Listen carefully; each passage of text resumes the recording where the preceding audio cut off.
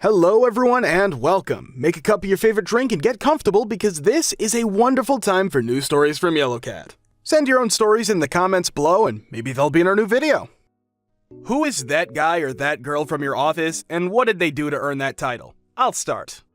I used to work inside sales at an HVAC company just outside of Toronto. There was a guy named Stan. Stan was money. He tried so hard to be social, but didn't quite know what he was doing, which often led to hilarity. Here are a few examples of Stan being Stan.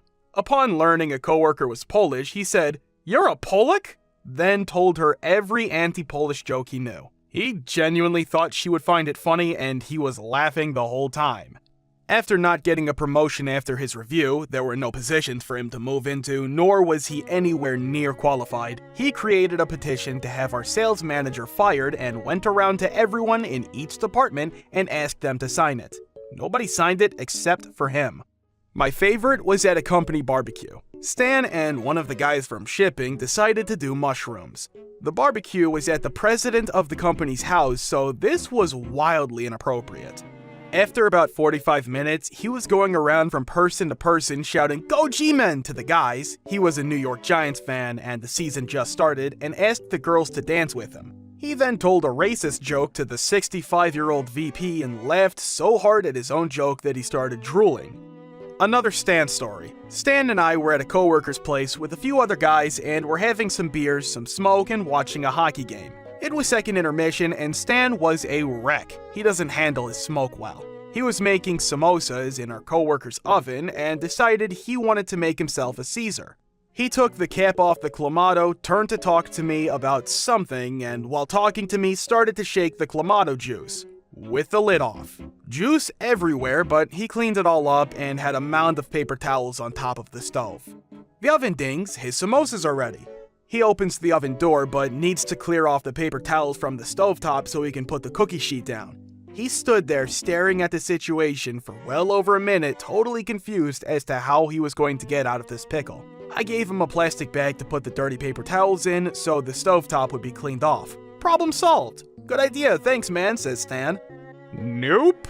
Stan then uses the plastic bag as an oven mitt and picked up the hot cookie sheet out of the oven with nothing but a thin plastic bag between his hand and the hot metal. The bag instantly melted to his hands and he burnt himself pretty bad, smashing the sheet against the wall. Samosas everywhere.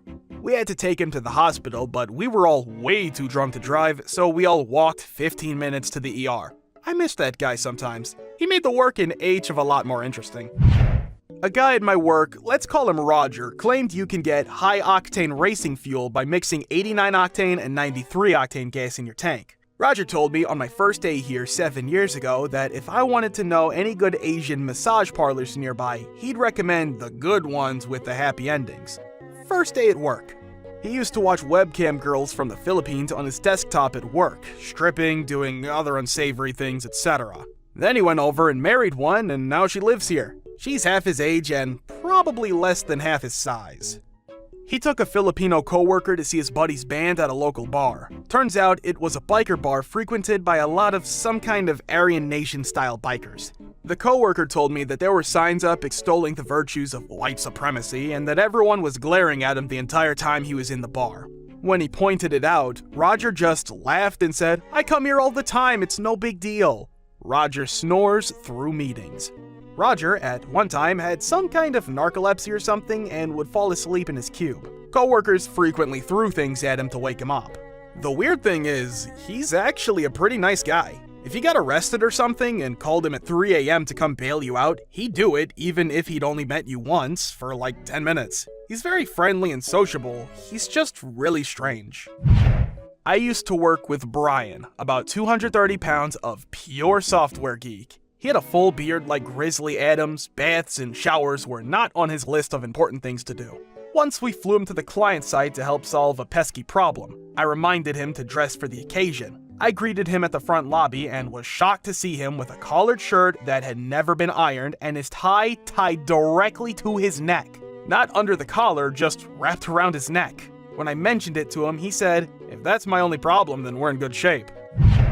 Used to work with a guy who was an excellent engineer but frequently subject to fits of rage when things didn't go well with what he was working on. Picture the scene. Typical cubicle farm with engineers hard at work, and the only sound you hear is the sound of tapping on keyboards. Suddenly, the sound of hysterical, angry cursing and someone slamming their keyboard on the desk repeatedly. Everyone leaps to their feet in alarm like a coterie of prairie dogs scanning the room for the source of the noise. Almost at once, everyone realizes that it's just him having another tantrum, smiles at each other, and quietly sits back down. Later, our secretary walks over to his office with a new keyboard, puts it on his desk without a word, and then walks back. Working in an open concept office where we used an instant messenger to communicate. One day, working late, it's only myself and that guy. He disappeared for 20 minutes, then came back, but I didn't notice much. He types to me, "Hey, do you like my haircut?" And I look over, and he has just locked eyes with me after shaving his head with a razor in the bathroom.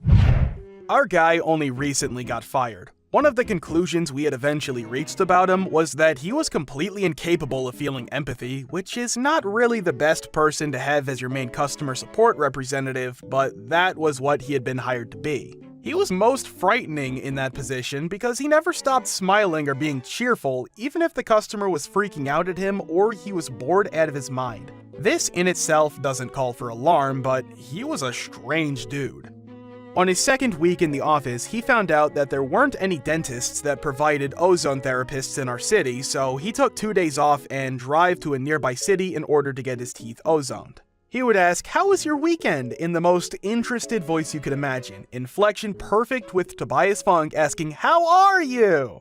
You could tell him, sure, with him exploding into laughter at every event that happened, no matter what it was. If you asked him how his weekend was, he would be extremely sure it was a great weekend, but then wouldn't be able to recall exactly what he did. Ever. After a month of working there, he started complaining that our insurance company, which he wouldn't receive benefits for until he had been there for 3 months, didn't cover his ozone therapy. He kept the steamer crockpot thing in the break room and steamed a mixture of carrots and spinach every single morning, which he would then eat out of a bowl at around 10 a.m. The smell was atrocious, and everyone complained about it the first day he did it, until we found out someone was making that horrible smell on purpose. He called it borscht for unknown reasons, which our Russian salesman nearly flipped out every time the word came up. He was kind of an idiot when it came to support as well. We have a support ticket system that handles all our clients for all the different services we offer. He actually had copy pasta that he was putting into every single ticket with a lot of idiotic troubleshooting steps that didn't apply to 75% of our clientele. When someone called in to report our support center was down, he asked them to submit a support ticket about it. He overall was a bit of a know-it-all, being very good at selling clients things that they didn't need and would later complain they spent thousands of dollars on. By the time he was fired, clients would call in and immediately ask to be forwarded to sales, even for stupid support issues, just so they wouldn't have to talk to him. He's not as bad as some people's that guy, but by the time he was fired, everyone in the office was being driven up the wall. Our number of support tickets submitted this past month are at 50% of what they were last year after a steady increase for the rest of the year, and I'm fairly certain it's his fault. Another thing that is completely inexcusable. We had, as I stated, a Russian salesperson. Let's say his name was Boris. Boris had a bit of an accent, but had lived in America for most of his life. He pronounced his name, or at least his name in this parallel example, Boris. Support guy insisted on it being Boris. We were all too polite to correct him, but he knew it was wrong. He knew it. Because once, by coincidence, I laughed at something on my computer just after support guy said Boris. Immediately, support guy says, "Oh, I pronounce it that way because that's the proper way to say it." Out of nowhere, he says this. And on the subject of Boris, support guy spelled his name Boris. No idea why. 2 R's. He was corrected every single time. Sorry, I forgot. Support guy worked there for 7 months. 7 months of too many R's. My good friend Paul works in the warehouse at our company. He's gotten into every sort of trouble imaginable. He tipped a towering stack of construction materials over the back of our yard's wall. He slammed a forklift into one of our delivery trucks when he dozed off. He's gone to the wrong construction site 100 miles away from the intended delivery site. But he's a genuinely good-hearted guy, and the company's had mercy on him. He's still with us. Tons of funny stories always coming out of the warehouse from this guy. The highlights. Paul's an Iron Maiden fan, and he's always singing while he works. Well, one day, Paul decides to sing a parody version of Caught Somewhere in Time with the clever lyrics of Caught with Shaft in Hand. So, he's just belting these inappropriate lyrics out as he moseys over towards the will call counter. Who should walk in but one of the sales directors giving a tour of the warehouse to a new female salesperson. Paul rounds the corner, continuing the chorus with Caught with Shaft in Hand, and bumps into the sales director. He plays it off like nothing happened, shakes his hand, and the hand of the new employee, who are both giving him odd looks. To add to the hilarity, when they finally depart, we notice his fly's been down the entire time. That guy at my current company is John. John is a conspiracy theorist. He believes that the anti-theft RFID things at the doors of Walmart are designed to scan your credit cards and the metal strip and money in your wallet to see how much money you have to spend. John talks about secret CIA trains that run in tunnels under the city. John used to work for a cell phone company and tells us stories of how he installed scanners on light poles on nearly every major road to scan for a unique identifier that all vehicles emit for government tracking purposes. John believes the building we work in has chemicals applied to HVAC system, which is making us more compliant with government programs. John will never use his ATM card to buy meals because he doesn't want the government to track what he eats. John calls a $20 bill a yuppie meal coupon. I actually thought that one was funny. Ice cream is called whipped lard. Eating at Panda Express is eating an endangered species meal. John once told me about his collection of different sized rubber gloves he has at home. He has a pair that go up to his shoulders for cleaning the bathroom. John also believed that all major leaders of the world belong to the same family tree. Also, our building has anti-earthquake devices attached to it, so the building shakes gently every so often. John claimed that the shakes were the CIA shooting mind control beams up from their underground trains. John believes our secretary at the front desk keeps a log of when John entered and left the building. Most days, John would ride the train to work, and every so often he would say, "Better stay indoors, they're spraying again." Spraying mind control drugs, that is. I forgot to mention that he made custom tinfoil hats that he used to sell on the web. Unfortunately, I don't have a link. He also made jester hats with detachable bells so you could wash them without the bells getting rusty from the water. Sadly, John quit a few months ago. On the day he quit, he sat in his car in the parking garage for 4 hours before he worked up the guts to call his boss on the phone and quit. He instructed that his desk be boxed up and sent to his house. No one has heard from John since. Thank you for watching. Thank you for subscribing, the likes, and the comments. See you in the next video.